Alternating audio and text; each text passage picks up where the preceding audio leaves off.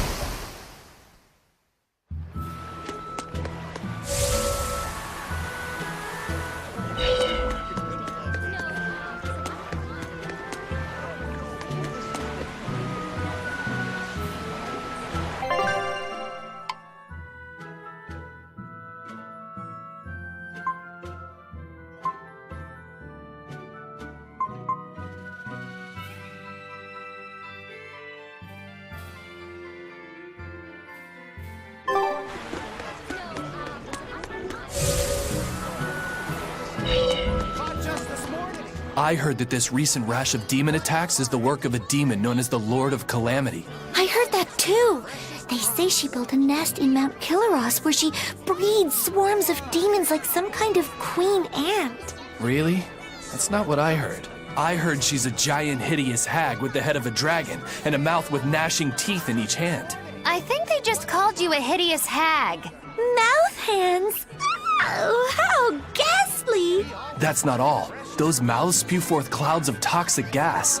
Any human caught in it turns into a demon. Wait, is that where demon blight comes from? I couldn't say. It's just a rumor after all. But I haven't even gotten to the crazy part. This demon has a familiar, a short little thing that uses a huge board to create winds that spread the demon's poison. Rumor says that the nasty little creature takes the appearance of a trickster magician and is actually the demon's true form. So some short little monster has caused all of this? Kind of makes you hate anyone short, doesn't it? So the Lord of Calamity is actually a short, phony magician. What do you know? Woe is me! My cover's been blown! Go, my hideous hag! Devour those meddlesome humans!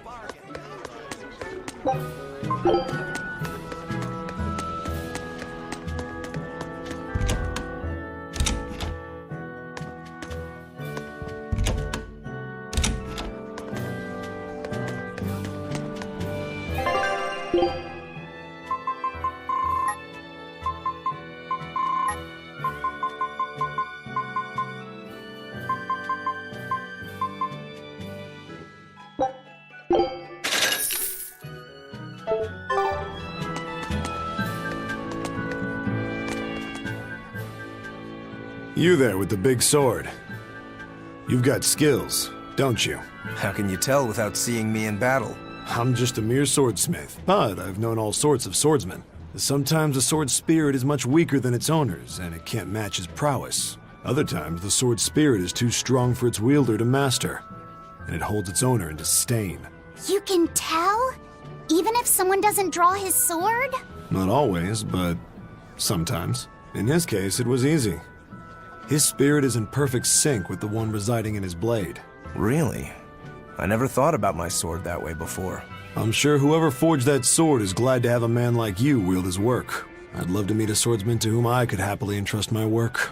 But first I need practice. I've got to sharpen my skills and my spirit. Good luck! Thanks.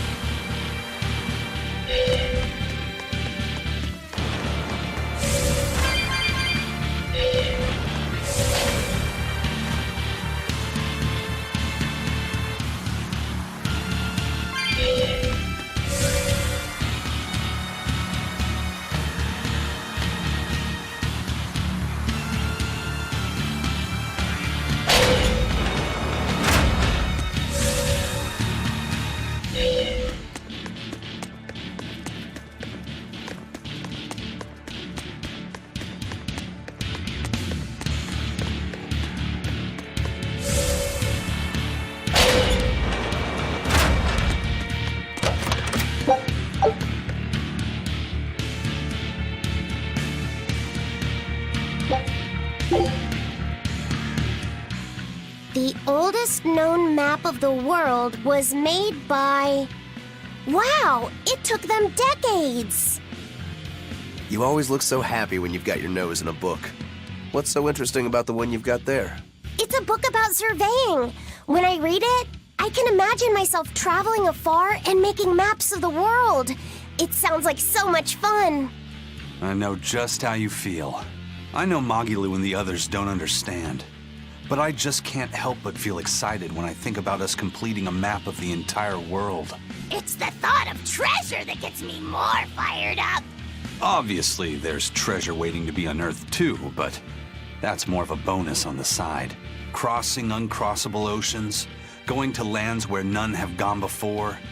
The voyage itself, the dance with death, these things hold value greater than that of any treasure. Ah, adventure! Truly the romance of the quest we call life. Laphicet, you had a map, didn't you? The one you dropped when we first met? It's a world map I got when I was with the Abbey, but I only checked out the places really close by. I could hardly call it adventure. There's more to adventuring than visiting far-off lands and sailing stormy seas, you know. Adventures are about achieving your ambitions and leaping across the walls we've built to protect ourselves, no matter the danger that waits on the other side. There are no big or small adventures. Even if I only went to Helavis and the Figal ice caps? Think of it like this. When you sneaked out of town without the Abbey noticing, when you walked the land and compared it to your map, how did that make you feel? It was scary, but fun. Exhilarating. Then it was an adventure. The map you made within yourself is a treasure that's only yours. Wow, my very own treasure!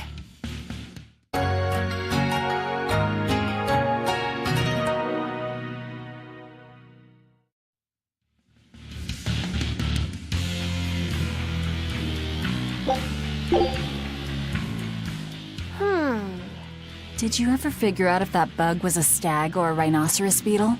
Actually, I still haven't really looked into it. Why not? Weren't Rokuro and Aizen pretty curious to find out too? They're why I haven't. They both have really strong opinions, and they both make a believable argument. And if I determined it was a new kind of beetle entirely, my decision would change the very course of their fates. Their fates? I think you're exaggerating things. Hey, what are you guys talking about? We're still hashing out what that Rhino-Stagros really is. Kiddo here's holding off on his final decision because he's worried about how you'll take it. You're both adults. Can't one of you just give in so we can move on? It's a rhinoceros beetle. I'm not backing down on that. No, it's a stag beetle. Why not just take off the pointy bits? Then we can all agree it's just a plain old beetle. Simple. Sounds good to me. Don't even joke about that. If you took away my swords, I wouldn't have anything left. Same thing goes for a stag beetle and its pincers.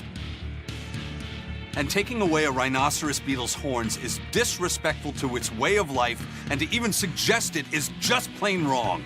No, if we're going to argue it out over this, we need to exhaust every possible angle before coming to a conclusion. It's the right thing to do.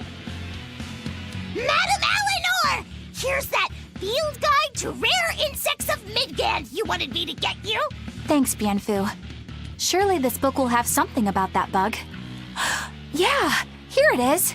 This beetle's real name is... Argonathocrassus, the thick-jaw beetle. It's named for its jaws? That must make it a stag... It's a drone beetle.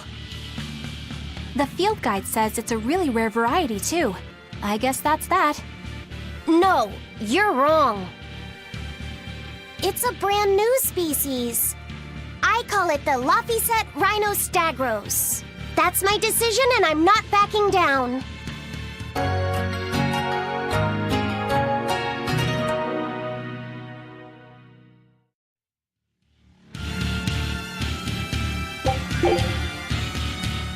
How many times do I have to tell you? You just don't get it! You're the one who doesn't get it! You're just making a lot of trouble where there shouldn't be any, old man! What did you just call me? Say that again, I dare you!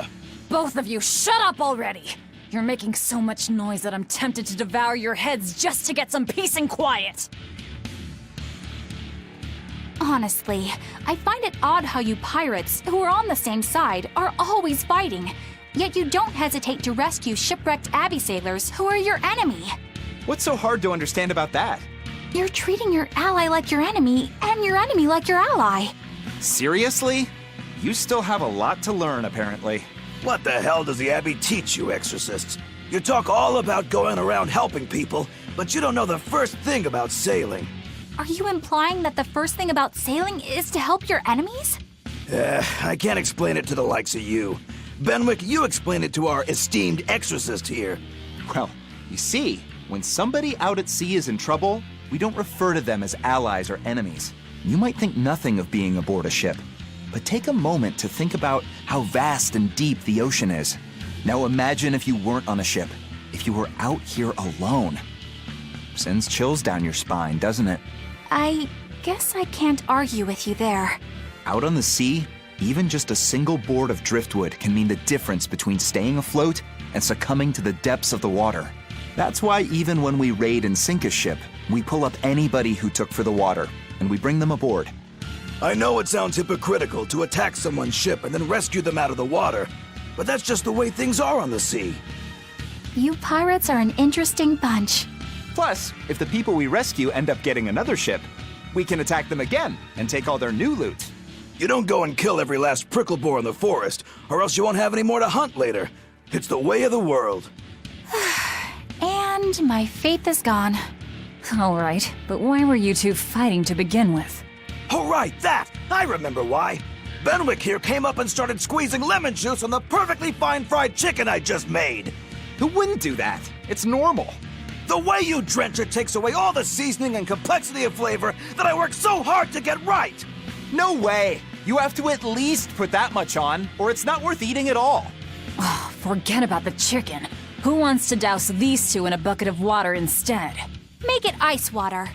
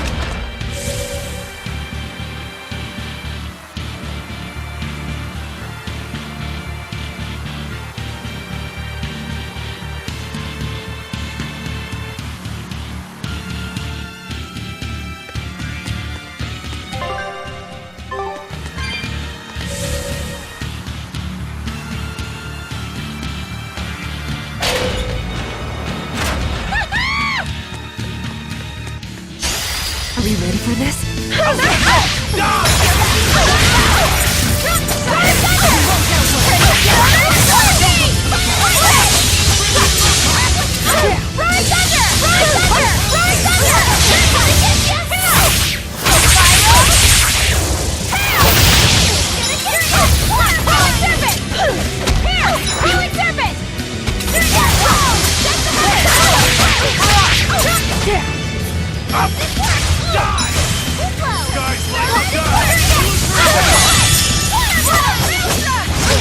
Kill them to the bone!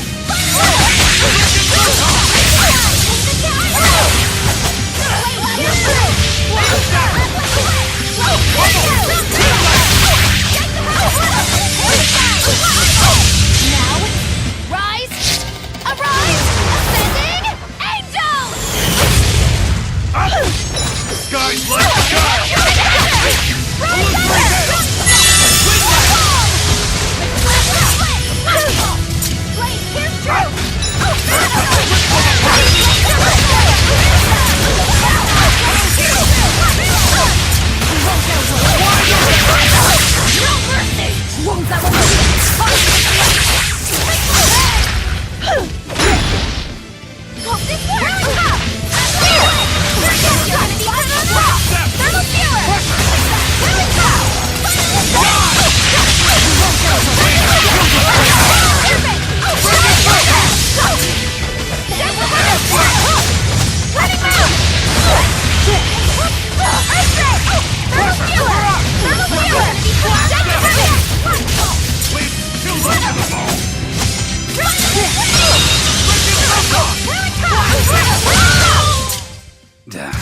That was tougher than I would have liked.